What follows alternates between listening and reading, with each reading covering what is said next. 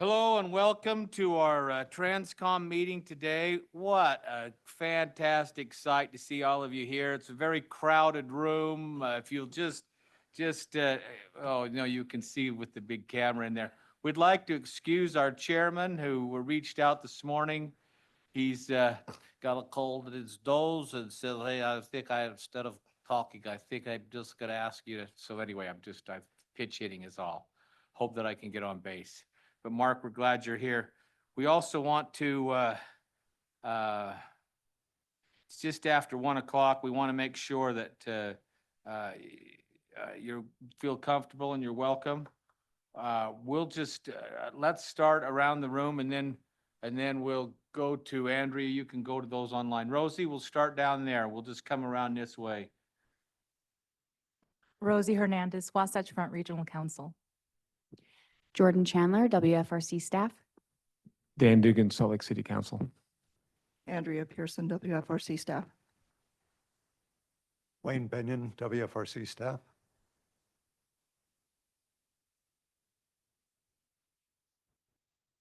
There we go. Laurie Stringham, Salt Lake County. Ben Hewitt with UDOT. Brad D., UDOT Commissioner. Hugh Van Wagenen, WFRC staff. Ben Withrich, WFRC staff. Chandler Butler, UTA Government Relations. John Nichols, Parametrics. Corey Klein, Parametrics. Ellie Spencer, WFRC. Ted Knowlton, WFRC. Marsha White, WFRC staff. Joe Smolka, Immigration. Rob Daly, Holiday. Sorry I'm late. Beth Holbrook, Utah Transit Authority. We also have Carlton Christensen that'll be sitting down here shortly. Go ahead, Andrea. The people that we have joining us online today are Mark Shepard, Raylene Blocker, Nicole Bordeaux, Ken Ritchie, Kevin Van Tassel, Craig Smith, Tiffany Pocock, and there are other people who are attendees also joining with us today. We want to extend a welcome to all of you. Thanks for joining us, whether you're in person or virtual. We appreciate that. First, I want to take just a moment and introduce Laurie Stringham from Salt Lake County Council. Laurie, just tell us a little bit about yourself. You're new to the board here. Great to have you, but go ahead if you would. What do you want to know? Oh. I'm on the Salt Lake County Council. I've been there 4 years now. I've been chair twice, and this year I'm the vice chair and majority leader there. And just enjoy serving in Salt Lake County, where it's probably quite entertaining. Oh, thank you, Laurie. Appreciate that. Also, we have online with us Commissioner Raylene Blocker from Morgan County. Commissioner Blocker, why don't you tell us just a little bit about yourself, please, ma'am? Sure. Raylene Blocker. I'm a brand new commissioner starting as of January. So I'm excited to be on this committee and to help and learn all I can. Thank you. Thank you, Raylene. I will tell you that it's great to be a part of this committee, and it's if nothing else, it helps you learn the process or the proper process by which funds are allocated for projects moving forward. I'm going to take a point of privilege today and give a special thanks, although he was introduced the last meeting, to Brad D. from the UTA. Brad has helped shape my life for a lot of years, and positively, I will say. I've had the chance to be interacted with Brad for about 50 years. He was in elementary school when I first met him. No,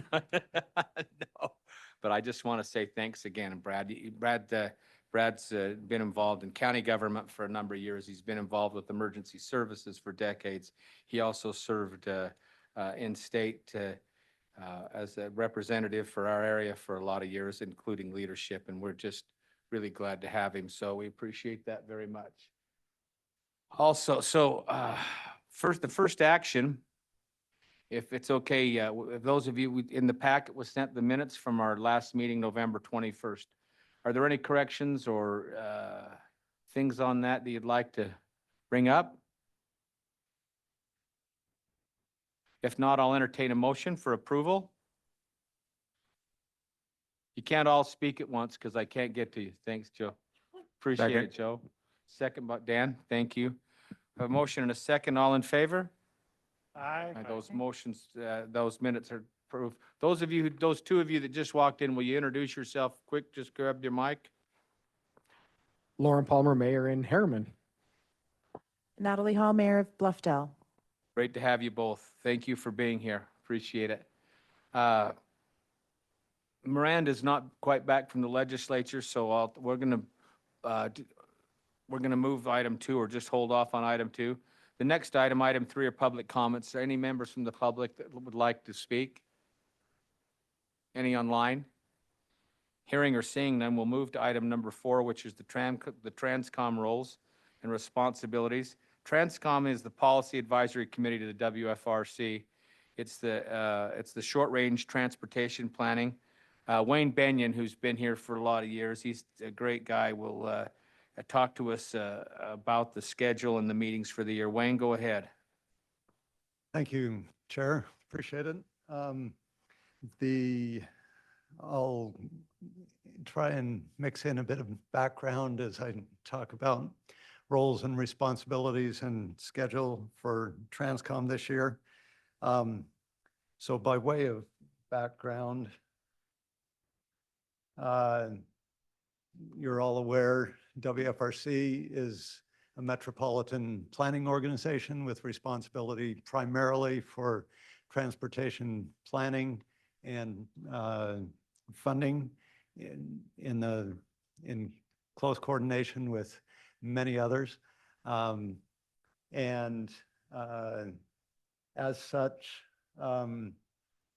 well, I'll just note that transportation planning is not done in a vacuum. It's done in coordination with local land use plans and with economic development plans. And then in addition to the MPO role, I think it's important to note that WFRC is the Association of Governments for a number of counties, and as such serves as a resource, a regional resource for all counties in within the AOG boundaries. And as Commissioner Harvey mentioned, WFRC, there are 2 primary policy advisory committees, Transportation Coordinating Committee, which is this committee, is for short range planning and funding. The Regional Growth Committee is for long range. And then you can also see that there are 2 technical advisory committees associated or that report to both Transcom and then the Regional Growth Committee. The Transcom technical advisory committees are primarily comprised of local government engineers and public works staff, while the Regional Growth Committee technical advisory committees are primarily planners and community and economic development staff.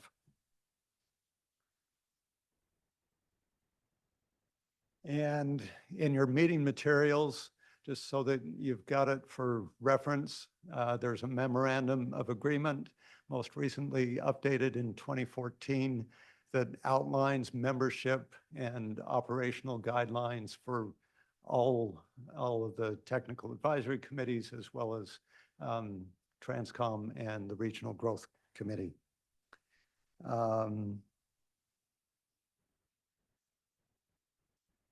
And I'll just note that, you know, a primary function of Transcom, as alluded to earlier, is to take action on projects, transportation projects and programs. That action is essential to those projects moving forward. So and over the course of the year, we're talking billions of dollars of transportation investment in the region. And so it's a critical role that Transcom plays in helping these projects be carefully evaluated and to be able to move forward. Oops. Did I mess it up? Yes, I did. Okay. So it's hard to talk about Transcom responsibilities without talking about the Transportation Improvement Program. As most of you are aware, the TIP, as we commonly call it, the Transportation Improvement Program, compiles all of the projects where funding has been committed over the next 6 years, compiles them into a single document so that FHWA or Federal Highway Administration and Federal Transit Administration can review those and be able to give their input as well as also, and it's not only used by them, but it's a document that is useful to coordinate efforts among UTA, UDOT, local governments, as well as others. And I'll note that, so it includes all kinds of funding projects that have been funded through all kinds of federal funding sources, state funding sources, and local funding sources. And you'll see more about it in a little bit. Specific responsibilities in regard to programming or helping projects and programs move forward. Transcom has the opportunity to approve this TIP document for public comment. They have the opportunity to recommend the TIP for approval by the regional council. And then one subset of the programs and projects that are in the TIP are the projects that are administered through Wasatch Front Regional Council. And you can see some of those programs here, and Transcom takes action on those projects and programs as well. And just to give you a schedule associated with those projects and programs, you can see some of the months highlighted here. There's more detail in your meeting materials, outline of meetings for the entire year. But you can see with the TIP, releasing it for public comment, recommending it to the regional council for approval, and then at each of Transcom's meetings and at each of regional council meetings, there's the opportunity to make modifications to or approve or ask questions about modifications to all kinds of, projects, whether it's safety improvements or pavement preservation or expanding transit service, all kinds of projects across all modes, surface transportation modes.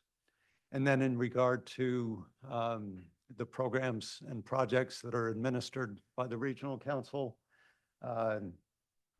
just a couple dates noted in particular, with the opportunity to review letters of intent or applications that local governments have submitted, and then coming up at our next meeting to make recommendations regarding which of those projects should receive funding. So with that, I guess there's one more slide. You can see a list of a handful of ideas for additional topics in addition to those spelled out specifically month by month in the meeting materials. We would welcome input on additional items for discussion in relation to short-term transportation planning. I'm just going to ask that Wayne, or for all of you on the board that are here or online, are there any particular topics that you'd like covered that Ben could maybe cover this year that you'd like to see appear on an agenda? Hearing none, Carlton, please. And maybe, I don't think it falls under rideshare, but it often gets looked past, but our UTA van share program is often looked past when it actually is probably a great transit solution. We have about, I think the number is 700 vans in that program, and they're all along the Wasatch Front. And it's how a lot of employers get groups of employees to their destination. And it has a lot more flexibility than people realize. But I think it's never really on people's radar screen as a solution. Anyway, it might be good to have an overview of it. Noted, thank you. Thank you. Excellent suggestion. We will add that to an agenda. I've got one. Please. Hi, everybody. I apologize for being late. Can you tell us what's going to happen in Washington in a meeting at some point? I'd love to know. Let's see. Yeah, with crystal ball. Do you have a crystal ball in your office and I'm not aware of? I was just looking around to see if any of the members here have a crystal ball. So I can tell you right now that in advance, I'm really, again, and I mentioned this earlier, that's why I'm so glad to have Brad D, because I'm sure he'll be a huge success. If there are any issues, you can go to Brad, and I have his mobile number if you need that. great. Thank you very much. Please don't hesitate to reach out to any of the staff with questions or ideas for discussion. Thanks. Thank you, Wayne. Appreciate that. Okay, we're going to move on. Before we put Miranda's back in here, we're going to move her a little later in the agenda, but we're going to continue this flow. Right now, we're going to talk about some board modifications between 2025 and 2030. If you thought Wayne's presentation was a little bit kind of hard to follow, especially those of you who are newer, wait till we get to the ambassador of acronyms, Mr. Ben Withridge, that's at the mic now, and he's going to talk to us about federal funding commitments that have been made and over recently. Ben, go ahead. Thank you, Mr. Chair. So Wayne talked a little bit about the tip, mentioned into it, and every time we're going to meet, we're going to get to talk about the tip. But it's my turn to wave the banner of the tip. So we're going to wave that for just a minute there and remind you that this is Transportation Improvement Program, and what the Transportation Improvement Program does in a real nutshell, to recap some of the things Wayne shared, is that it will implement the long-range highway transit and active transportation projects. This is where I guess we could say the money hits the road, right, Ben? But it'll also help us meet the short-range needs along the Wasatch Front, and it takes care of the maintenance of our existing transportation system. So in the meeting materials, as, sorry, Commissioner, I was going to say Commissioner, as the chair, Harvey has said, there are 4 items we're going to cover today. We want to report quickly on the board mod that was reviewed and approved by the Regional Council in their last meeting. Then we've got a board mod that before you today for your review and approval. And then we'll talk about those federal obligations, or those funds that were obligated in this past fiscal year. And then we're going to divide number 5. That's going to be Wayne and I, and Wayne's going to talk some high level, and then I'll go in with a little deeper dive into some adjustments we have in the tip process. So, Mr. Chair, if it's all right, on item 5A there, the board mod that went before the Regional Council had 2 tables, and on those 2 tables were 4 projects that were identified requesting modification into the existing 2030 tip. The Regional Council reviewed those projects and approved those, and the signed resolution is part of your meeting materials. Are there any questions on any of those projects? Any from the board? Go ahead. Thank you. So then the board mod that's before you today is board mod number 4. This is the 4th time we've modified the 2020 or the 2025, 2030 Transportation Improvement Program since it was approved last August. And in your meeting materials, there are 3 tables. There's actually 4 in your meeting materials, but we'll cover there has been a modification that we'll bring to your attention as we move into it. But we want to go through each of these projects quickly so that you have an understanding of what they are and can make that recommendation for approval. So our very first project that's on the program there is a project in Salt Lake City. This is excellent. Moving on to the next. Now, this is a request from UTA. This is on the 5600 West core route. Now, when the funds were approved for this project, that took place back in 2010. So it's been a few years. It's been on the program. It's been waiting in preparation for the corridor preservation or the right-of-way and some initial funds for the construction for, at the time, it was the 5600 West BRT. Since that time, as development has had the identification of a highly transit facility there along 5600 West has been identified and funding has been identified, and we're moving forward with that project with the objectives there is to provide a no transfer ride for riders along 5600 West all the way from New Bingham all the way up to the Salt Lake International Airport and the International Center. And then from there via the TRAX line, they can go downtown or other regional job centers. And there'll be some enhancements along the way with enhanced shelters, benches and lighting, and there'll be park and ride lots along the route. To accomplish or be a successful service, this facility is going to incorporate or have lane enhancements, shoulder operations, and there'll be other tools to improve the time travel, reliability, and efficiency along this route. So WFRC had programmed $2 million for this particular facility to move forward. As they were planning and developing on this, it was identified that if we could redirect those $2 million to where they could be more efficient on this whole project, that would be to expand on the CNG facility. Then that would help. Those CNG or that CNG facility will provide the fuel and the resources for these buses that will be running on 5600 West. It'll use those monies most efficiently, and then other funds that are available for this project will take care of the right-of-way and the construction. So the request for this is to take the $2 million that was part of this project and just shoehorn it into expanding the CNG facility for the 5600 West core bus route. Does that make sense? Question, Andrew?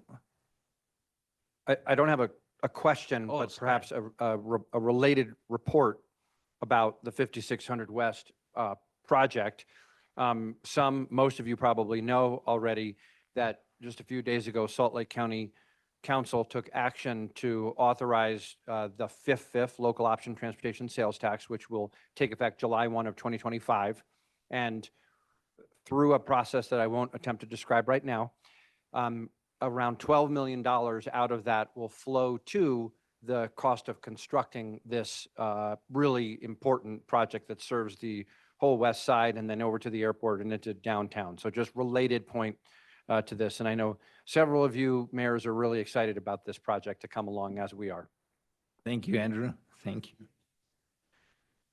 It is compressed natural fuel or natural gas. It'll run right over it, but that's, thanks, Mayor. Pardon? Yes, it'll provide the west side access to transit all along the west side of the valley. Mayor Burton, when you tell dad jokes, you should make sure your microphone is on. Yeah, I was going to also. just say, it's Mayor Dirk Burton. That's for those of you online. He's talking about gas and being a poster child of some sort. I don't know. All right, Okay. the next project here we got is a project actually in Tooele, this in Tooele County. This is the Soundwall Trail. This is for new construction along this. The existing limits of this project was from SR 138 or Pole Canyon Road to Village Boulevard. Now, the reason it was called Soundwall Trail is you can see that there's SR 36 there, and in that white line down the line, I should have highlighted, that's a sound wall. Then you've got a large median, and then you've got another country club drive or another facility there to the west. This would put a trail facility all along SR 36. Well, as they were going through in the design work, so there's the full route there, it became obvious that there weren't enough funds to complete this whole project at one time.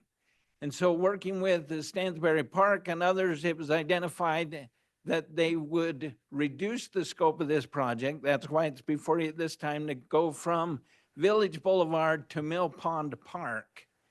And that would provide quite a resource for that facility. That would take this facility right along here.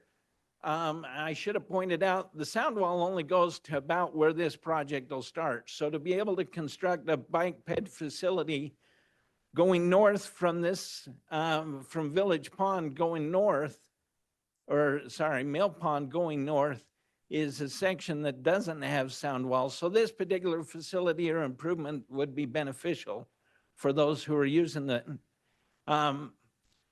So there is no additional funds on this project. The funding levels were the 534,000 of federal funds. There was 133,000 plus of local funds. Total project was 668,000. And will construct half of the facility now.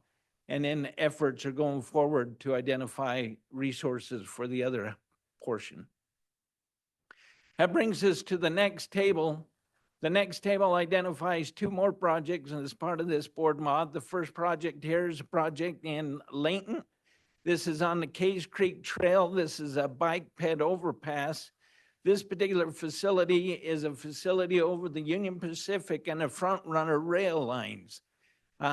This is a key location that will enable not only first last miles to the Front Runner station there, but also it fills in a gap there along Case Creek.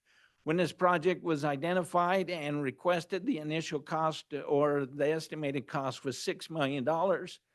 They made a request from WFRC for 3.6. WFRC, with some of their funding sources, was able to provide a little more than $2 million for the project. They went to work with UDOT, identified another 3.6 million. Davis County, third quarter, they got another 2 million.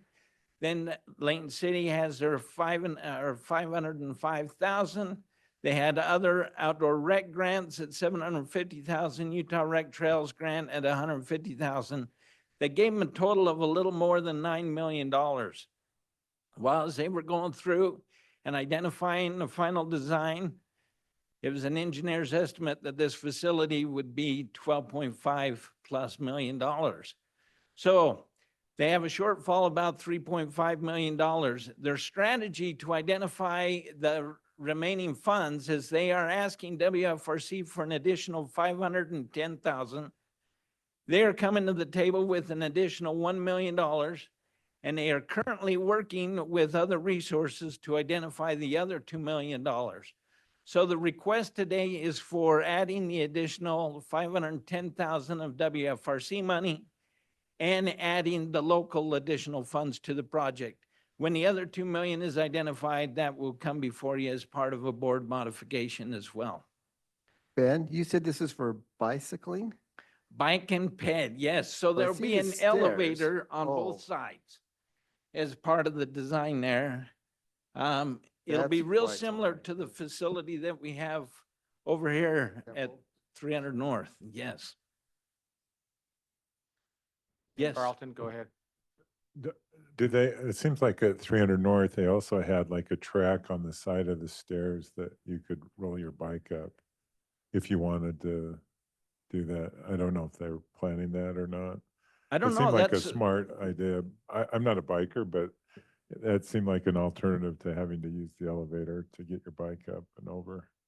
I will pass that along. Thank you. I know that they are currently still looking at, and I know they don't want to expand scope too quick because of already a shortfall, but I know they are looking at all facilities along the corridor, but I'll bring that to their attention. Thank you. Okay, the next. Chair. To go along with what Yeah, man. Carlton was saying, if we did Could- that, eliminate the elevator, could that reduce the cost enough they could start moving forward? I think it's all gonna be constructed together. I mean, take the elevator out of the plan. You have, have the it's a elevator. requirement, Oh. put it in. Okay, never mind. No, thank you though. Thank you. It's, The question is on the other resources, the $2 million. Is that, are they confident they're going to get that $2 million? I'm just wondering about the timeline on that, because that 12.5 is going to go up to 13.5 if they wait 2 or 3 or 4 more years. And that's an excellent question. And we pushed them back on that too as well because of the amount that they were asking us for. They seemed kind of firm and they felt confident with that number. And that's the reassurance that they're feeling pretty confident on identifying those other $2 million. And so that's why they asked for WFRC was only that level. Okay. And they are looking to go at the construction or at least advertising this next winter. So the project should move forward quickly. Any other questions for Ben on this? Mr. Chair, I just Go wanted to, ahead. thank you. I just wanted to kind of talk about like this part of what they're trying to accomplish is really going to be a strategy to do that east-west connectivity piece. This is probably one of the most limited land-wise park and rides that we have. It's a very, very small, it's only like maybe a little less than 200 stalls. And so it is, it's a real critical connectivity. There's a facility that they're building that is adjacent to a hospital, and then they're also doing housing. And so I just wanted to give you guys some more context of that particular location. Thanks. Thank you, Trustee. Okay, so the next project that we have is a project up in Weber County. This is a request from the Department of Transportation. This is on I-84. This is for 2 structures that are over the Weber River and Union Pacific Railroad. They're the westbound and the eastbound on the structures. The request is for additional funding on these facilities. With the resources of UDOT, we've got a few pictures to see what the structures actually look like. And some of them, unless you're real close, you can't see until you get to some of these where you can see the column damage or you can actually see bare rebar and the need for these facilities to be reconstructed. So the request on this project is for an additional 3.5 million to come into the project, making the total project cost $55+ million.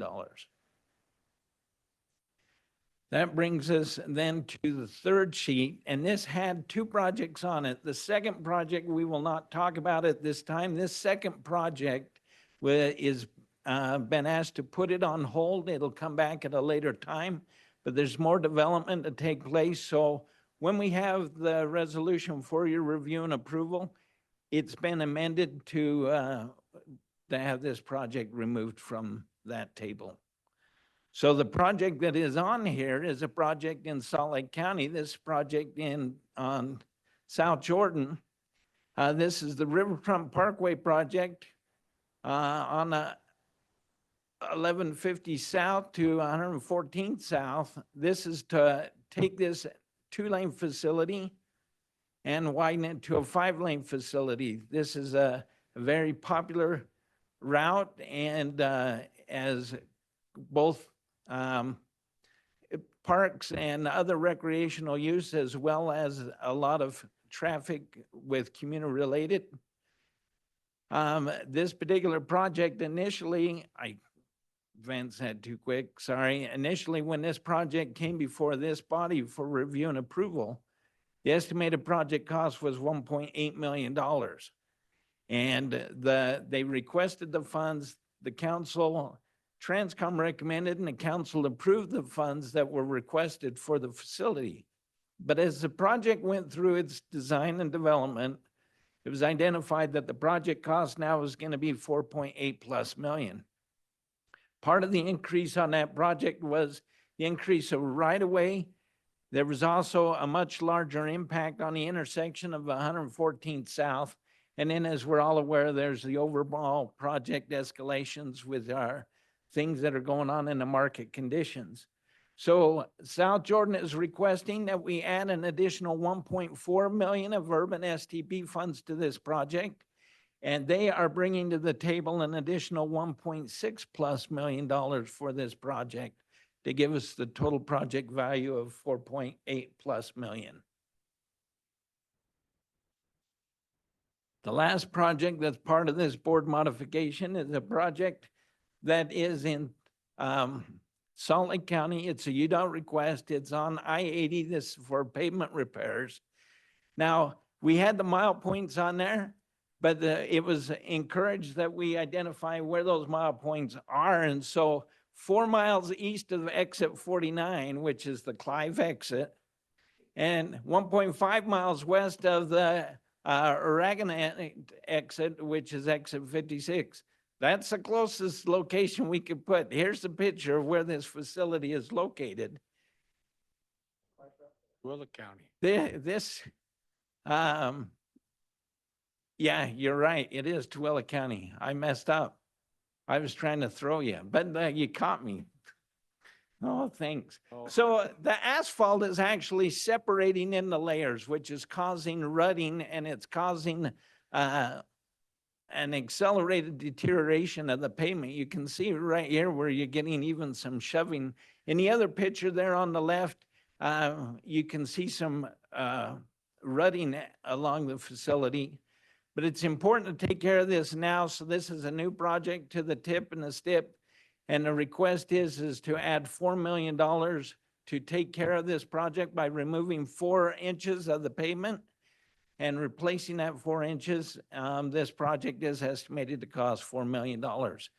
Mr. Chair, that is all the projects in this board modification. Thank you so much, Ben. Are there any questions for Ben on this? Then I'd entertain a motion. Go ahead. Thank you, Mr. D. Go ahead.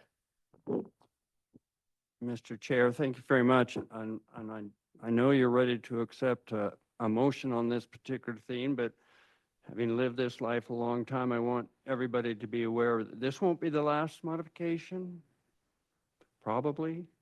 With what's happening in our areas and what we're looking at UDOT and some of the things that we're participating with as partners, we're up in the air right now. I'm sure UTA also working with these particular things.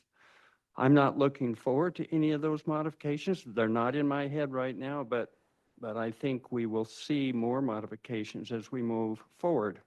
What I hate to see, and I've witnessed in the past, is where we take projects that are so essential to certain periods or certain areas of the state that we tend to use the project and run it out as long as the money is there, rather than have the money there already. And so we oftentimes we shorten projects to meet the money that we have available at the time. I think that's what we might see in the next couple of years in some of these things, which frightens me a little bit on what we're doing with these projects. But I think we'll be reevaluating them often. And I can't speak for all of UDOT, but I know that we're in the process of reevaluating a lot of these things and looking where those commitments will go in the next few years. So this is a moving target, and it will continue to be for some time in the next future. So with that, I'm totally supportive of the modifications, but I just want to make sure we all know that this is a moving target. Thank you for that clarification. Appreciate that. What we're looking for is a motion to approve the resolution to modify the 2025-2030 Transportation Improvement Program, or the TIP, with the modified table as presented. Okay, just give that a second. Looking for a motion first. So moved. Bill, Second. Okay, we'll go with Joe Smolka for the first and Craig Smith for the second. We have a question. Ms. Stringham, go ahead. Yeah, on the 5600 West project, how far off is that going to push that project off now? It actually will move it forward faster because we need to build the CNG expansion today, and the project is currently under design. And so with the additional funding that the council provided, and also some joint funding that we have from the TTIF and with UTA funds, the project should be on track, and this actually helps us. Okay, be that's helpful to know. more And timely. I'm going to get asked. So I was Yeah, we curious. have a CNG facility for our current fleet. We need to expand the bays to add these additional buses Okay. so that they can have a greater fueling capacity. Thank you. Any other questions? No other questions being seen in here or in person or online. We have a motion and a second. I'll place that motion for vote. All in favor? Aye. Aye. Any opposed? Motion carries. Ben, why don't you take us to 5C now, please? Okay, thank you. So like its predecessor, our current transportation bill, the IIJA, or the Infrastructure Investment and Jobs Act, requires that the Metropolitan Planning Organization, as well as the Department of Transportation and the Transit Agency, coordinate their efforts and gather the information to provide a report of federal funds that were obligated in the prior fiscal year. That fiscal year began October 1 of 2023 and concluded on September 30th of 2024. Obligation is the federal government's legal commitment to reimburse the state or other entities for a federal project or those expenses that are eligible for federal reimbursement. A couple of things for clarification there. Obligated projects are not necessarily initiated or completed in this year. As well, and in obligated amounts reflected in this report also may not equal the final cost of the project. And so if, as we go through and as you look at materials there and you're going through the tables and seeing a project, you may see a congestion relief type of project that's a small dollar value and think we got a great cost savings. That's actually just one obligation that took place. Let me show you statewide where we are, and this material is also in your meeting materials.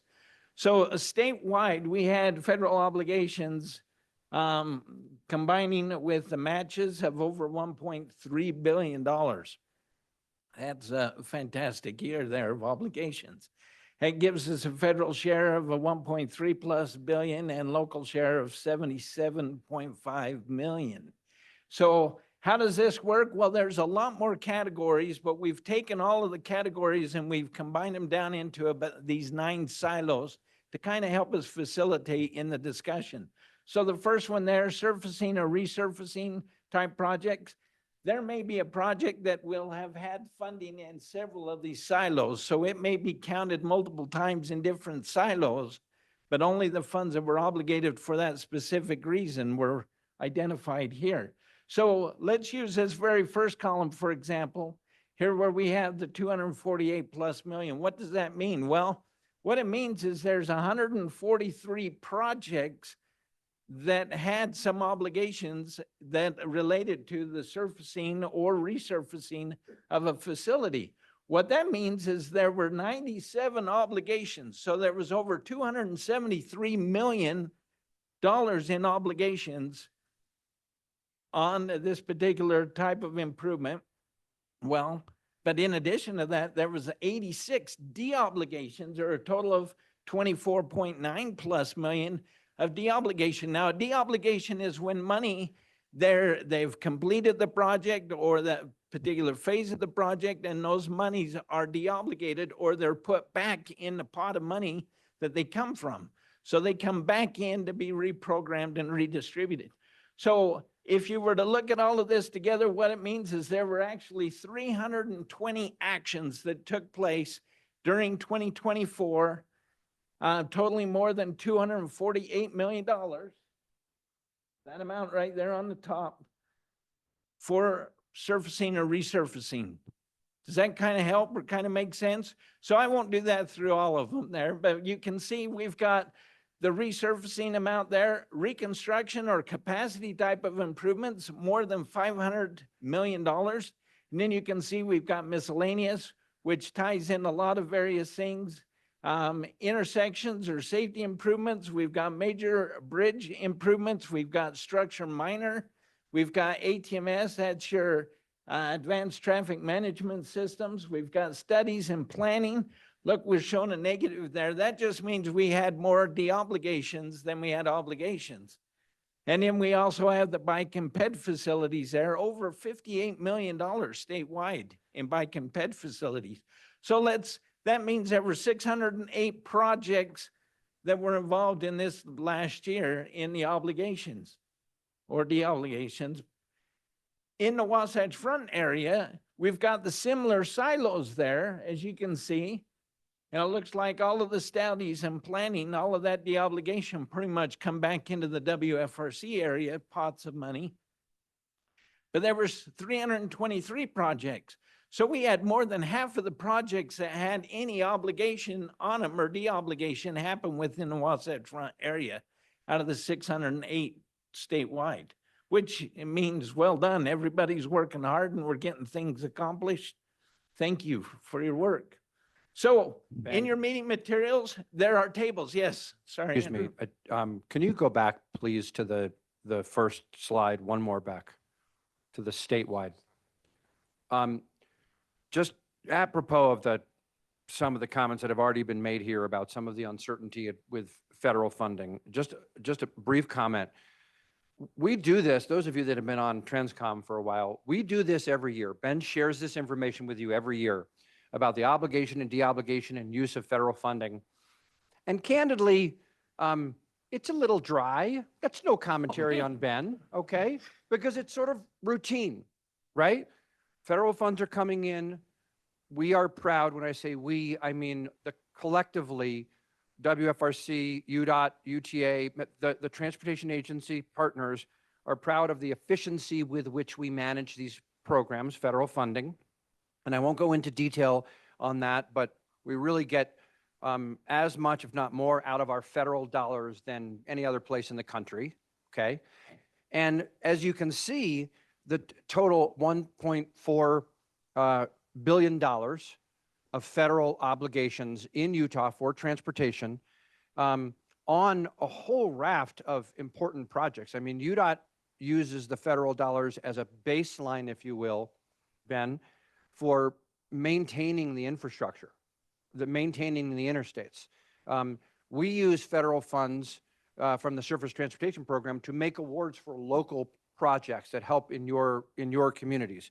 So as we have dialogue as we go forward about what's happening with federal funds and the possibility for adjustments to federal funding, I think it's worth just noting that the federal funds play a significant role in Utah's transportation system. Now, the great news for Utah is that, relatively speaking, we rely less on federal funds than just about any other state in the nation. That's because our state and local governments have committed many resources to transportation. So we use the federal funds for just like the bread and butter kind of basic things, keep the use of those funds as simple as possible. And then we use other funds that are appropriated through the state, programmed by the transportation or prioritized by the Transportation Commission to do major capacity projects, to do transit projects, et cetera.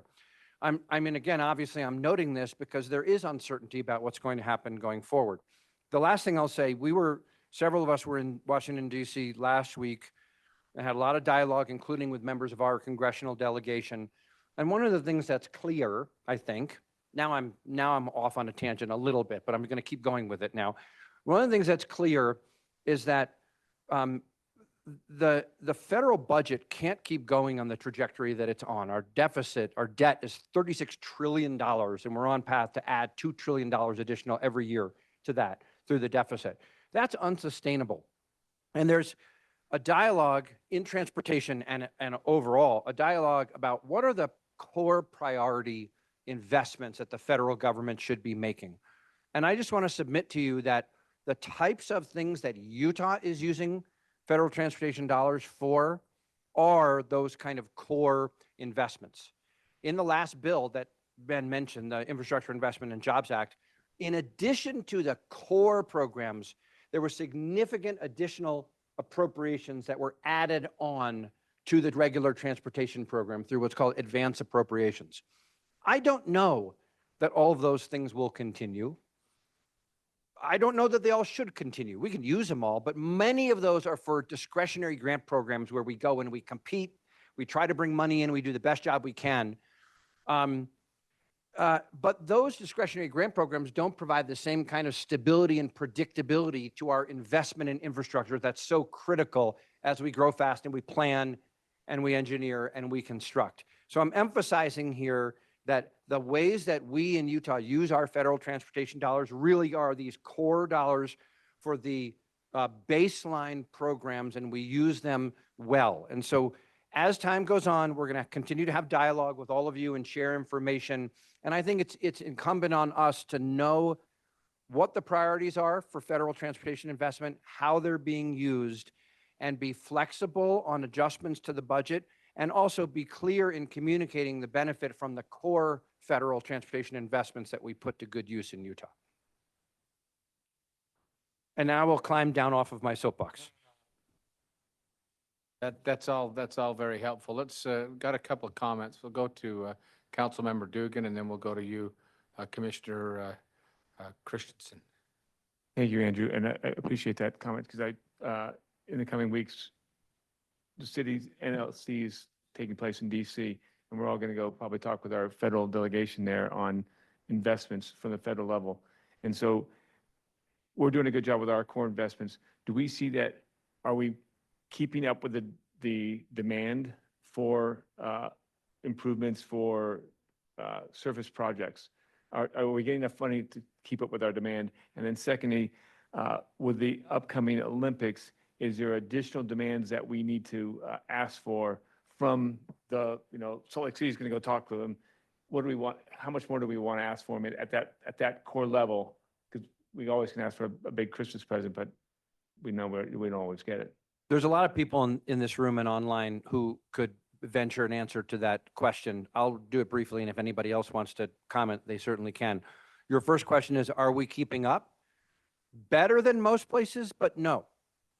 Okay? We're growing so fast that in order to keep mobility and, and keep our economy moving and keep people having access to opportunities and maintain great quality of life and have good air quality, we need to continue and even enhance our investment in transportation. We have a Wasatch Choice Vision, and we have Utah's Unified Transportation Plan, and not all of the priorities in those plans have funding. There's more, even with this really remarkable commitment that has been made in Utah to invest in transportation, we don't have enough to do everything that is needed. And needed is not even the same thing as everything we want, just to do what's needed. We're doing better than a lot of other places, and I would never say we should get every dollar we ask for. We need to be able to refine our priorities, to have a fine-tooth comb on these things.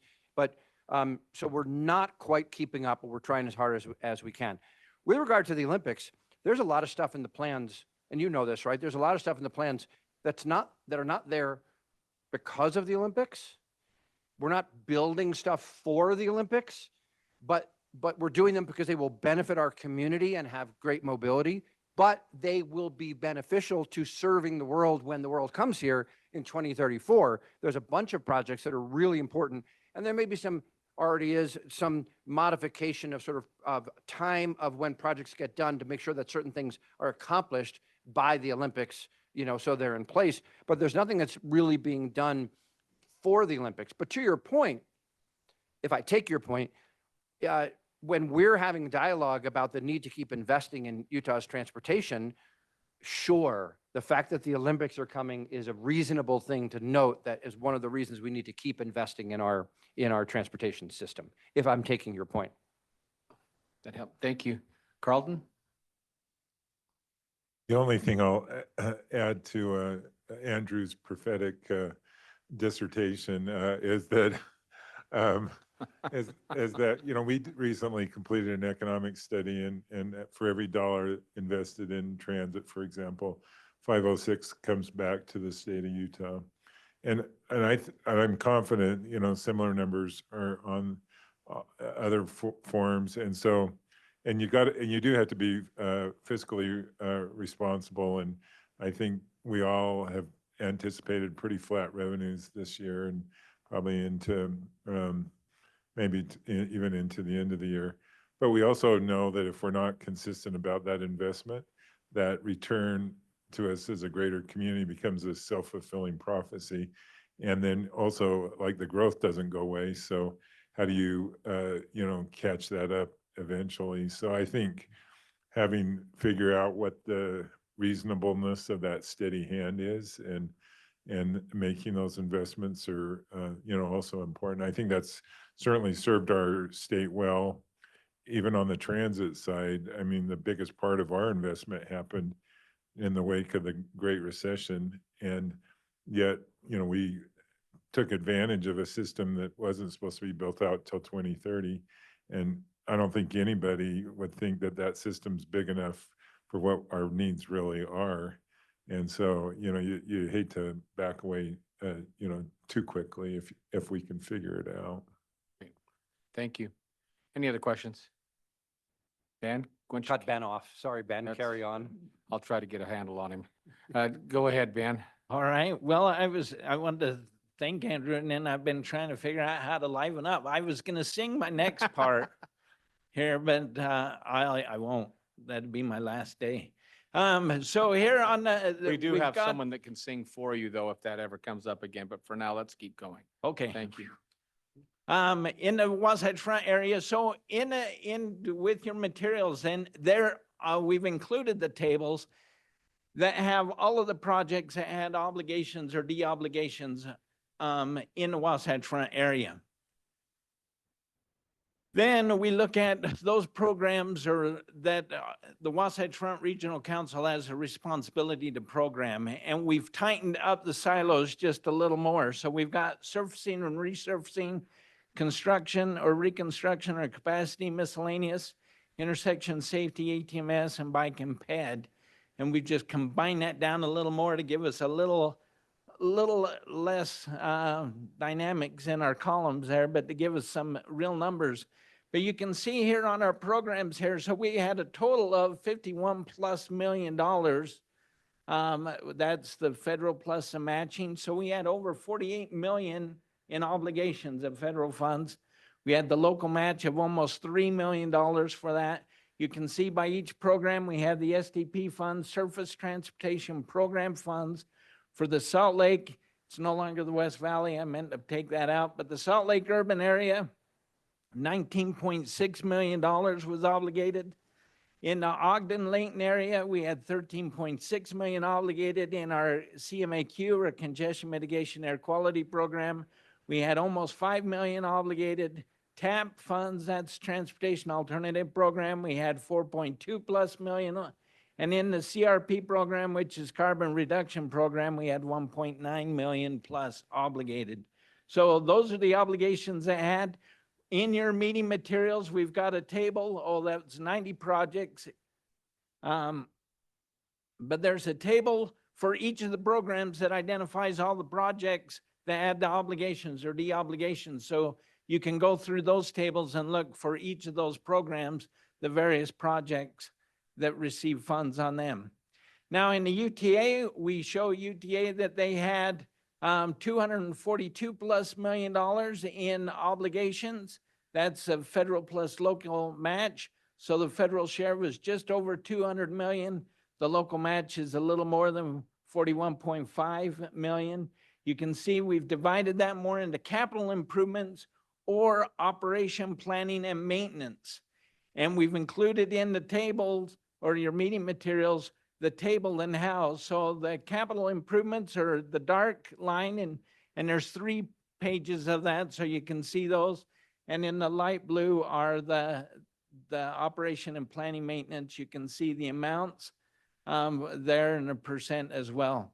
But that would conclude the report on the obligation of federal funds for 2024. Any questions for Ben on that, on those things? We had a robust discussion in that segment. Thank you very much. Let's continue now with the adjustments to the TIP amendment process. Ben, if you would, please. You bet. And if it's okay, Mr. Chair, Wayne will initiate this. Wayne is the one. Be great, Wayne, please.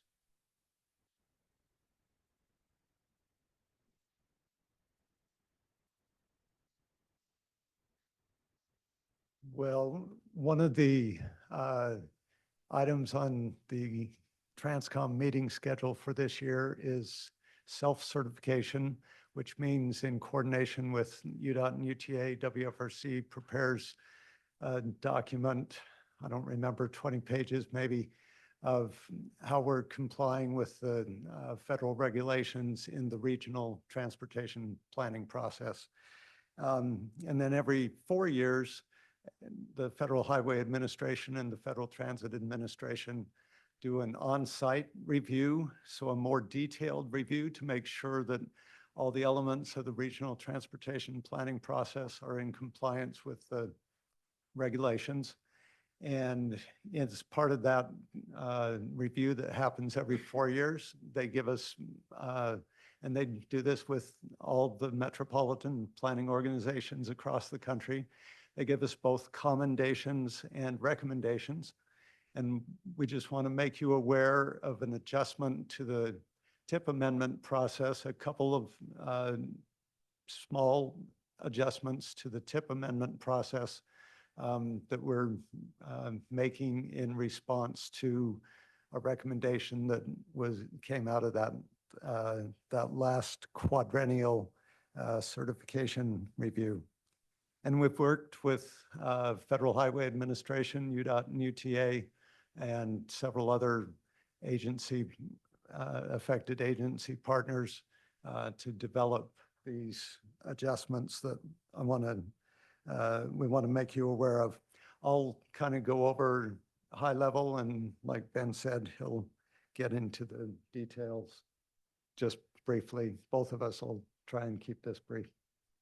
This is the existing TIP amendment process, and these two flow charts are in your meeting materials. And then on the right, you can see the adjusted TIP amendment process.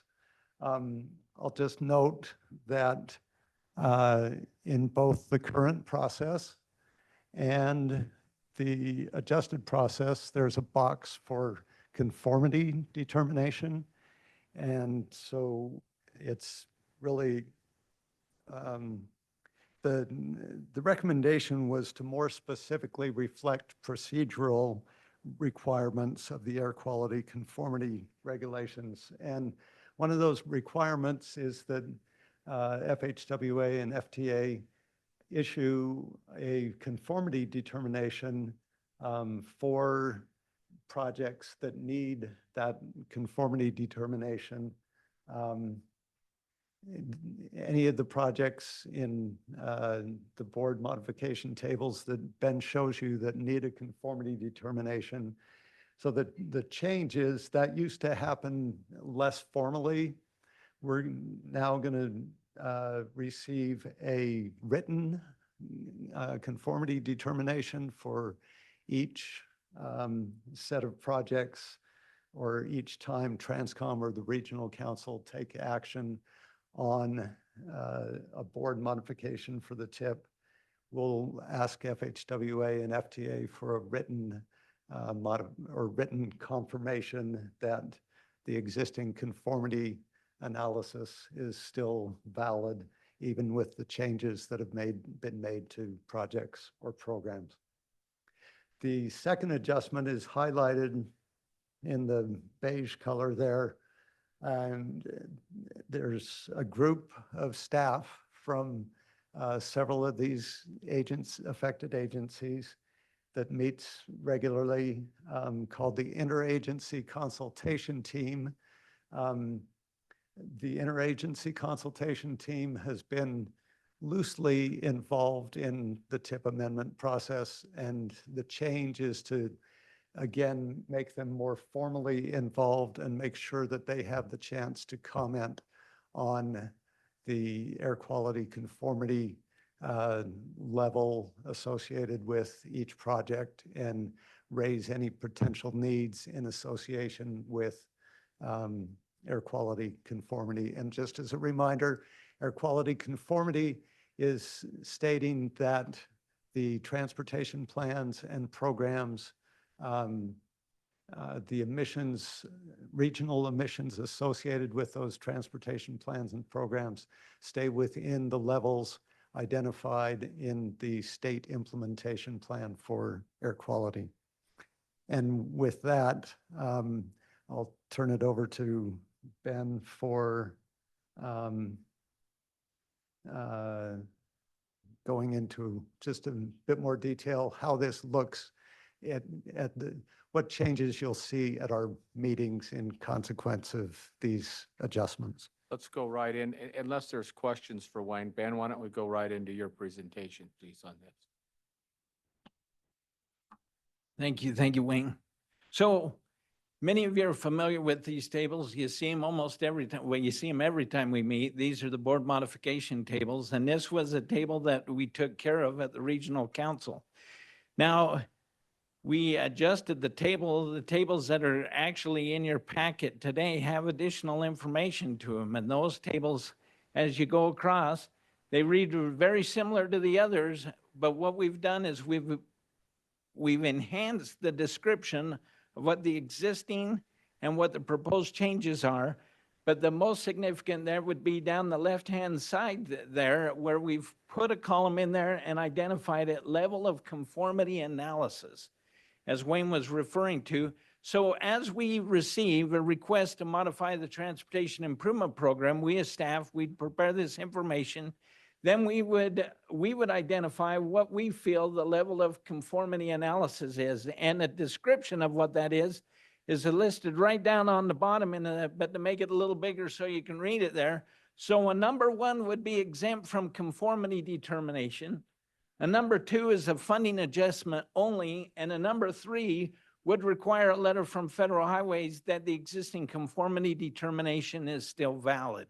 So if we were to look at our existing projects, let me tell you where or what identifies an exempt project. So by federal code, there's actually, they refer to it as Table 2, kind of like a top secret, but it's Table 2. This is the exempt projects, and there's actually 3 sheets of paper that identify those projects that are exempt, unless in consultation we feel that there would be a greater impact to the emissions. So that would be the basis of, we would go through and identify what was exempt from conformity. And then, we had the table like today. Our second table there was where we had the Case Creek Trail as well as the I-84 bridge. Well, we labeled both of those a 2 because those were funding request only. Now, I didn't throw an example of 3 because I didn't want to conflict it or mix you up with the tables. But a number 3 level would be, for example, if you'll recall a few months ago, we had from the department, as they went through their public comment period and development of a project there on the Bangor highways, there were some of those interchanges that were identified that they would go under rather than over so that they could reduce the profile of the facility. Well, nothing's really changed. Either you went over or under. However, we would label that as a 3, so it would go back to that consultation team and they would be able to identify, Federal Highways would be able to come back and say the conformity determination is still valid for this project, and we could move forward with the project. So in the future, as the tables come through, you'll be able to see what that level of conformity analysis is there on the left, as well as additional information on the table to help you understand the board modifications that are moving forward. Are there any questions? No questions, Ben? Thank you. That concludes your presentation for today then, Ben? Yes. That was very informative. Thank you. Wayne, thank you very much. Next one, our next presenter will be Hugh Van Wagenen. Hugh, some of you have heard of the Beehive Bikeways program. That's kind of the part of what the WFRC is doing. Their active transportation. Hugh's going to give us an update on that. Go ahead, Mr. Van Wagenen. Thank you very much. Great to be with you all this afternoon. Before you do leave, I will say we do have these awesome little Beehive Bikeway stickers as you walk out the door. Feel free to put them on a water bottle, your forehead, whatever makes sense for you. But we've been really excited about the Beehive Bikeways, and hopefully you all have heard of this initiative we've been working and collaborating with you all on and others as we look to the future. But basically, life is sweeter on the bikeways, and I'd like to just tell you why. So the main thesis of this initiative is just to get more people riding bikes more often for more reasons and to more places. And we're talking about types of facilities that you see up here on your screen to the right, things that separate people on bikes, people walking from motor vehicles. And we'll get into that a little bit more. And we all have these in our communities. Frankly, we just don't have enough of them. And again, we'll get into that a little bit. So one of the big reasons for this effort is because based on the household travel surveys that we've just completed one within the last couple of years, is that nearly 50% of all the trips taken along the Wasatch Front are under 3 miles in length. Right, 50%. So we know that a bicycle can get 3 miles pretty efficiently, right? And so there's this big untapped potential for people to travel in this way in our communities at the moment. And so why the separation? Well, a lot of surveys out, again, the household travel survey also reinforces this. About half of our friends and neighbors have indicated they like to bike more places. However, they just don't feel safe and feel comfortable. So the types of facilities that the Beehive Bikeways are talking about create that environment and create that facility that allow people to say, yes, now I feel comfortable, now I feel safe getting to that destination. It's not that far away, but before I didn't feel safe or comfortable getting there, and now I can. So it's, again, untapped potential as we try and diversify our transportation choices in the region. So what does this look like in practicality? Those familiar with the Clearfield area, if we're taking a trip from Clearfield City Hall down to the Davis Conference Center, that's 3.6 miles, so a little beyond that threshold I mentioned earlier, and it's about a 20-minute bike ride, okay? So, okay, just give you some context, put in your brain, your mental map of what that means. And some of you might be saying, that's great, but no way I'm gonna do that 3-mile bike ride. Okay, fair enough. What if I told you that nearly 20% of all the trips that we do along the Wasatch Front are a mile or less? 20% of our trips, right? 1 mile. So that's same origin, Clearfield City Center to the Clearfield Aquatic Center, okay? It's under a 10-minute bike ride. Depending on where you are, it can be anywhere from 5 to 6 minutes along the Wasatch Front. Very, very attainable. But again, if we don't have the right facility in there, people aren't going to do it. Even though when you get down to about this travel shed, it's really comparable to traveling with your car. Getting in it, parking, getting out, the time is almost negligible between the two ways of travel. So again, just to reinforce the types of facilities we're talking about, so all of these here really separated from the roadway. You don't have to interact with cars, or at least in very minimal spaces. And we know these trails get used and are well loved. There's just not enough of them, right, frankly. Some of you may be asking, well, how does this fit into the Utah Trail Network? And by and large, these two efforts are talking about the same type of facility, separated from the roadway. They're comfortable, they're paved, right, accommodating different types of users, from young users to less experienced users to more experienced users. However, we do know the Utah Trail Network cannot build everything, right, that we need in order to make this travel option available to more people. But they do want to and will be building the backbone across not just our region, but the state. That's what their mandate is, and that's what they've set out to do. Anybody able to attend a recent Utah Trail Network workshop that they put on over the last couple of months? Anywhere? Yeah, okay, a couple of hands, great. So Beehive Bikeways, again, extends the network that Utah Trail Network is building to everyday destinations like the Wasatch Choice Centers, which I'll talk a little bit more about. And then those in turn are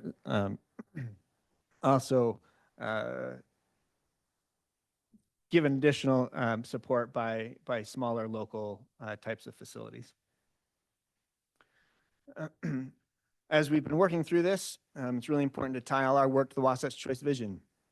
And specifically with the BI bikeways, the main backbone or foundation for these routes is connecting the Wasatch Choice centers that are currently identified in our vision, right? So anywhere from a metro center, urban center, city center, or neighborhood center, trying as best we can to say, how can we connect these up? Because these are the places that will have services, housing, jobs, right? Everyday destinations. And can we create a system that allows people to travel back and forth between these areas of activity? So if you look at the map on the screen now, these are all the Wasatch Choice centers and these different colored polygons. The colors represent the different type of center. And if we look at our current existing regional trail system, this is just Salt Lake County, just for an example. Let's see, trail system's actually pretty great. However, it doesn't get to a lot of these centers where these activity centers are and destinations are.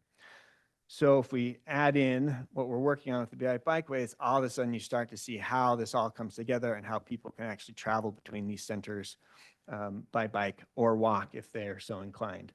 Just to be very clear, we call them the BI bikeways because we like the way it sounds. It's easy to market, but people certainly are welcome to walk, scoot, roll, however they'd like to on these facilities. Where did these all come from? The current draft that we have of these routes started with the projects we have in the 2023 Regional Transportation Plan. In 2023, we also came out and did our fall workshops where the BI Bikeways was a primary component of those workshops and getting feedback from you and your staff and other elected officials. And then we also did in 2024, after we had sort of a draft put together, we came out and met individually with city staff to see if we got the feedback right from 2023. And then in 2024 fall workshops, we also said, okay, here we are again, just trying to confirm what we see on the maps. We're still processing some of that feedback we got in the 2024 fall workshop back in October and November. Got hundreds of comments there, and so we're working through all that. That is to say, it wasn't just pulled from thin air, right? It has some basis in existing plans and also the feedback we've gotten from you all. So if we are able to build the BI bikeways tomorrow, what does it do for us? Well, about 70% of the jobs in the area, which is about 900,000 jobs in the area, is within a quarter mile of this high comfort network, so easily accessible. And about 60% of households, or 400,000 households, would be within a quarter mile of the network, again, easily accessible. And through the bike modeling work that we've done and continue to improve upon, we anticipate there's about a 40% increase in the number of bicycle miles traveled within the Wasatch Choice centers if these corridors were to be built out. So just a quick example, let's say you find yourself in downtown Murray and you're at the Murray City Hall getting passport photos there in the middle, and you had some dry cleaning you need to drop off at the Oakwood Village Center there, and then you're going to meet up with some family in the Fort Union area, again, Salt Lake County, to go to the Pie Pizzeria for dinner. Well, this is a trip that you can do. It's about 4.7 miles in length, right? It takes you under 30 minutes to ride if this was all connected up, connecting those Wasatch Choice centers together. This is what a portion of that route looks like. This is 9th East, 900 East. And there's a shoulder there, but again, this is not the type of facility that's going to attract people to want to ride on there if they're not typically comfortable on a bicycle, those 50% of our friends and neighbors. So I don't have a great demonstration of what this specific corridor could look like, but what if it looks something like this, right, where there is some separation there. It's very clear where the bicycle facility is. It makes it much more comfortable for people to get on who otherwise might not. So that's the goal. That's what we're aiming to do. That's what we're hoping to continue to work with you all on in your communities. Don't imagine this is going to be done anytime soon, but we're going to keep chipping away and find the best opportunity to support you all as we can. And if it's all right, I did just have a question about anything on top of your mind about how we as at WFRC and as the MPO can best support you in advancing BI bikeways in your communities. Any questions for Hugh? I've got two. Great. Hugh, let's go back 2 or 3 slides. Right there. Either one of those. Sure. Go back one more. You said this is what it looks like today. Hugh, I don't know if you've been outside, but it's probably a little wider than that. But Sorry, I not wanted yet. to, Thank I you. wanted to bring up something to you. It was shared with me in one of these active transportation conferences that in the Netherlands area, Sweden, Denmark, who practice active transportation frequently. I've often brought that up. Well, it's snowing outside. Their active transportation does not decline in the midst of snowstorms. Because I said, oh, that's got to be maybe only 10% are going to go bike riding, I thought. And they said, no, that's not the case. Once people get used to that, they just dress a little differently and they bear the weather. Most of you, if you're not parking in a garage, like if those who drove did today, but if they're outside, they may step in a puddle of water or they may get their hair wet, which is a problem for guys that spend a lot of money on their hair. I'm sorry, I'm looking at you, Dan, but Dirk. Anyway, but I just found that to be interesting.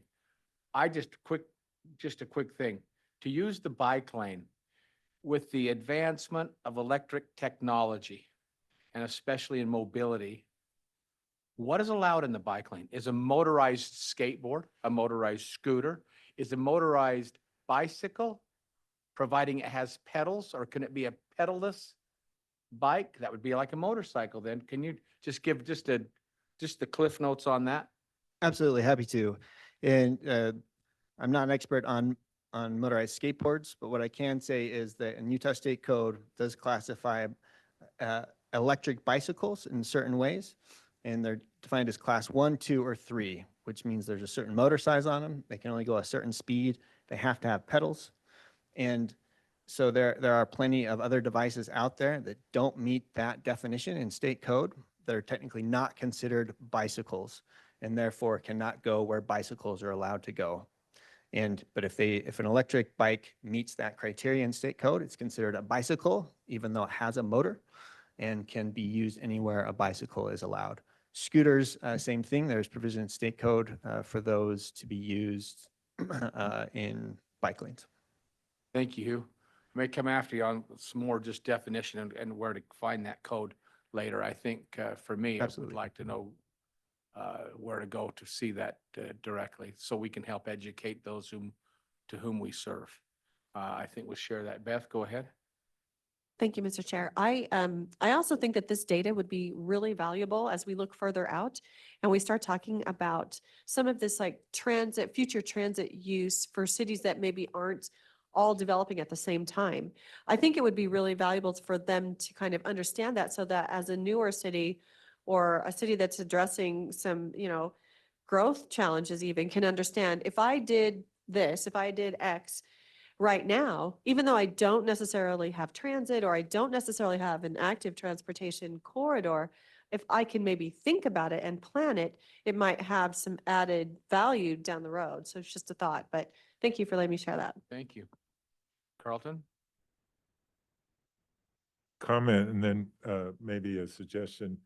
I was on a panel in Miami Beach, Florida, with their Safe Street Summit a couple weeks ago, and kudos to you and UDOT and others who have been working on this. There were, it had Broward and Miami-Dade County, and they didn't have a fully integrated plan, and you could see that they were, 5, almost 10 years behind us in that planning. And so I think while we're not there yet, we've certainly come a long ways.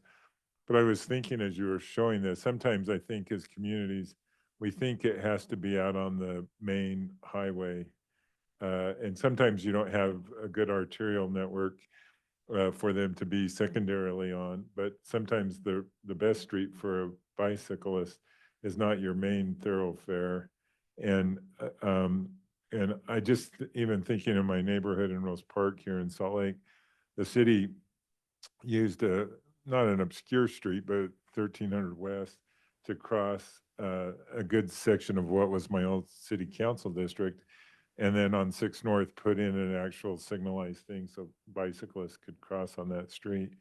But as that's done, I've watched a lot of bicyclists, now gravitate to that corridor to get there. And I got to think that there's a lot of those kinds of streets in these communities that don't compete with maybe what might be a really heavy traffic corridor that makes those of us who aren't maybe not as courageous a little more comfortable about how we could get from point A to B. Thank you, Carlton. Commissioner Blocker from Morgan. Yes, I wanted to thank Beehive Bikeways for all they're doing. This is exciting. I just came back from Atlanta and I rode, maybe you're familiar with the Beltway trail that goes all the way around the city and through parks and everything. And it was just jam-packed with bikes and scooters and strollers. And it was just so nice to see people out, just associating with each other. So I really appreciate all you're doing. I'm excited to see more and maybe bring some more stuff up to Morgan County too. Would be great. Thank you, Commissioner. Thank you. I think they wanted to set aside some right-of-way by the river all up from Weber Canyon going up to Devil's Slide, I think. Thank you, Commissioner. Good, Mr. Dugan. Thank you very much, and I appreciate, Salt Lake City's been trying to work with Sweet Streets on signage because back to Carlton's point, you don't want to ride your bike on 700 East. You don't want to ride your bike on State Street. But if you ride your bike on 800 East or 600 East, you have a really pleasant ride. And not back to that 50% who's uncomfortable, especially with their kids. They don't know where to go. And so we're trying to develop a network through the city and where you can go ride, but with good, clear signage. So I'm not sure if you're working with them, but it'd be nice to just partner with them on how we make sure that the signs are easy, they're distinguishable. They're kind of the same signs throughout the region, so it's not different colors, different sizes, different shapes, or different things. So we can work together on making sure that the trails, as they cross municipality boundaries or other areas, that they're very clear and we have the funding for that because it really does enhance the joy of the ride the trails. I appreciate all the work. Thanks. Thank you. Thank you, Dan. Go ahead. That's great. Any more questions for you, Wayne? Sorry if I missed it. Next steps with Beehive Bikeways? Yeah, thanks, Wayne. So we will be incorporating this into the regional transportation plan and also working, again, hopefully through some of the programs that we have existing. If you have an interest, if there's one of these corridors in your community that you want to advance, perhaps one of our existing programs, either the Transportation Land Use Connection Program or some other things can help advance that. So we'd love to have some dialogue with you on that. We're also going to try and dig into these a little bit more and see which portions of these corridors seem to be feasible now or need a little bit more work. And so we've been looking for other funding sources to help supplement some of the concept work here as well. So, Thank you. Appreciate that presentation very, very much, Hugh. Thanks. Thank We're you now much. going to go to Miranda. Miranda Jones-Cox is going to give us an update on the legislative session. Ms. Miranda, go ahead, please. All right, thank you, Commissioner. Give me one moment just to get situated here. So it's funny, I come, marginally prepared for this of what to talk about. And even as we're like sitting in these meetings, things so quickly change. Like as we're sitting here, we're getting texts like, oh, this was added into this bill and this dropped. And so things are happening quickly up on Capitol Hill. And so I just wanted to share a little bit about what we're experiencing up during the session and share a little bit about what we can expect over the next 2 weeks. We're almost done. We're getting really close, but not close enough. So, sorry, I'm just struggling getting connected here. Give me one more moment. Here we go. All right.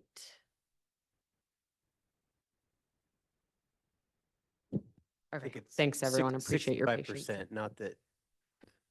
65% done. Is that what you're saying, Ben? Of the time, but not of the bills to be passed, that's for sure. Indeed. So I want to first orient us by kind of framing what our legislative session looks like for us this year as far as transportation investment and policy goes. And I'll just say that this year, it's maybe a bit quieter on the transportation front than it has been in years past. And I'm kind of framing it in this term of building on previous investment. And I'll share a little bit on that as to why. You look at these numbers here, and I've shared this prior to session as well, so this shouldn't be new to some of you, but over the past 4 or 5 years, the legislature's put really a staggering amount of one-time new funding into multimodal transportation. This is for new trails, right? The Active Transportation Investment Fund. This is for transit projects. This is for additional capacity at UDOT. And this is on top of the existing funding that we already have going to transportation. And so the legislature has really prioritized transportation over the last few years. And now we're reaping those benefits, right? We're able to start working on some of those projects, start increasing UDOT's portfolio. So there's really, we're starting to reap the benefits of this. I will also note that there's a number of big policies that have been passed in the past few years. First home investment zones, station area planning, HTRZs, housing and transit reinvestment zones, changes to local option sales taxes. Andrew mentioned the fifth, which was passed by Salt Lake County this week. The Active Transportation Investment Fund.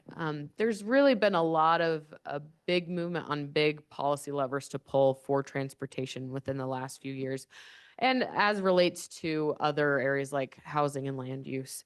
So we're not seeing quite as many big appropriation recommendations this year. We're not seeing maybe quite as many big bills or policy changes like this, but there's still a number of things out there that we're watching. So I have about maybe 8 bills that I wanted to touch on very briefly. Andrew said be crisp, as that's our new term up here. SB 1, so I'll just start running through them. SB 174, this is Transit and Transportation Governance Amendments by Senator Harper.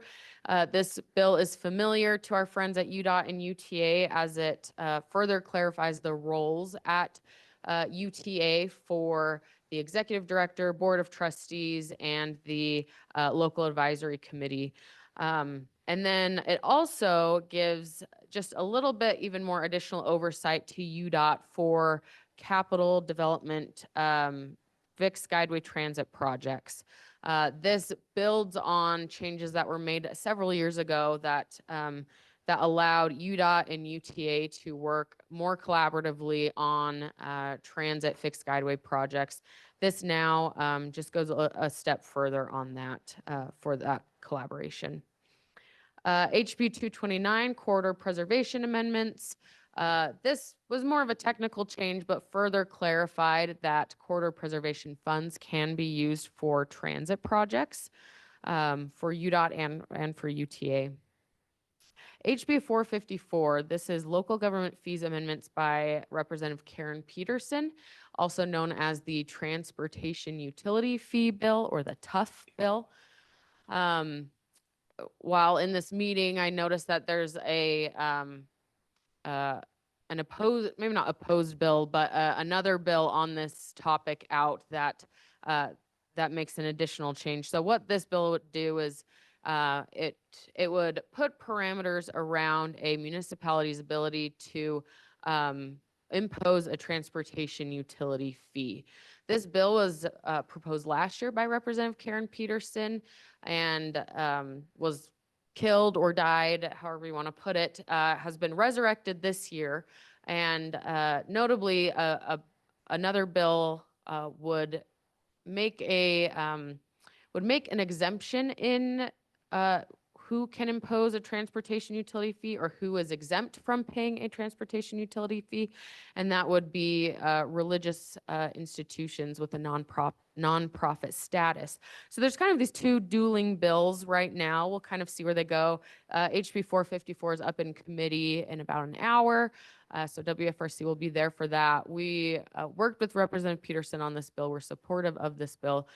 We think it ultimately helps municipalities implement these TUFs in a way that has process and procedure, and most importantly, could provide additional local transportation funding for a community. Last on this slide, we have SB 195 transportation amendments from Senator Harper. There are two things in this bill right now. It's been since amended on the Senate floor, and so I won't get into those changes. But prior to this, the bill would require updates. Well, maybe I'll take a step back here. In its original form, this bill would have required cities to make connections over or through water conveyances or canals. It would require them to identify what those connections would be, and then construct those connections. And this would have been an unfunded mandate. We were concerned with this, of course, as many of you were, raised this with the sponsor and helped try to get him to what his ultimate goal was with this bill, which was just enhanced connectivity in local communities, which we all, I believe, can support. So now in its form, this provision of the bill would require cities to update their transportation element of their general plans to identify priority connections to enhance connectivity. So not just, again, up on canals, but otherwise. And then those connections could be further prioritized for transportation funding. And so where this provision in the bill has ultimately landed, we're comfortable with, and I believe a number of our other partners are comfortable with as well. Lastly, it clarifies a reporting requirement for station area planning, which would require those with the station area plan to come back after 5 years of their plan being adopted or certified, and report back to the MPOs to say, here's the progress that has been made on the station area plan since it has been certified. Last three bills, I'll be quick. HB 379, population data amendments by Representative Gracious. This bill hasn't really moved much. I'm not sure if it will, but notably, it would defer to population projections from the Utah Population Committee as opposed to the Census Bureau estimates, which is the current practice. This is aimed at having more localized, arguably accurate population estimates. And I want to note that it has the opportunity to impact the way that certain funds are apportioned, notably B&C road funds and local option sales tax apportionment. It wouldn't necessarily increase or decrease the pie as a whole for B&C road funds or local option sales taxes, but could change the way those funds are apportioned if those population projections are in fact used. Last two, SB 290 bicycle lane safety amendments from Representative Manga defines a bicycle lane as a designated lane for the exclusive use of active transportation traffic, and adds a moving violation except in certain circumstances for driving or obstructing a bike lane. And then lastly, SB 96 advanced air mobility amendments by Senator Harper. This would provide technical assistance through a advanced air mobility toolkit for local political subdivisions, and then also would direct UDOT to conduct a community outreach campaign related to advanced air mobility. So as we're continuing to grow in our technology, bringing all partners along to make sure that we're understanding the impacts and that we know how to plan and move forward with those changes. So those are the few bills that I think are worth noting. There's so many more. As I've shared often before, we have resources that you can track a lot of these bills, our bill tracker and then our appropriations tracker. I didn't touch on the appropriations. It's a quieter year, as I mentioned, for transportation appropriations, but our tracker has a number of appropriations in there that's worth taking a look at if you have a moment. And then lastly, if you're not signed up for our government affairs newsletter, I send those out on Friday or sometimes Saturday during the session. And get into a little bit more detail than we're able to get through here. So with that, I'm happy to take any questions. I'm also happy to just turn things back over, and I think we're nearing time. So thanks, Mr. Chair. Thank you, Miranda. Any questions? And I'll just remind you that Thursdays at 8 o'clock, it's very exciting, but the updates come every Thursday morning. You can tune in for a Zoom if you miss it, but I would encourage you to participate at that meeting, especially in person or at least online if you would. Are there any other questions for Miranda? Hearing none, then listen, for those of you who serve with the WFRC, it's important that you see those videos. You know, those training videos you got to do all the time about open meetings and all this other stuff. That Open Meeting Act law it's a big deal. If you haven't done that, Andrea's going to send out the email. Please just reach out, get that done so we don't have to keep bugging you, but that is a requirement of state law. And so if you just take care of that. Any other business items that any of you have? I do need to tell you that the next meeting's changed. It's going to be on Thursday, April the 24th. You will get a calendar change on all this. It was the 17th, so it's just moved back a week. Yeah, so if not, then I'll entertain a motion for adjournment. Motion and seconded, all in favor. And we're Aye. adjourned. Thanks again for all you online. Appreciate it.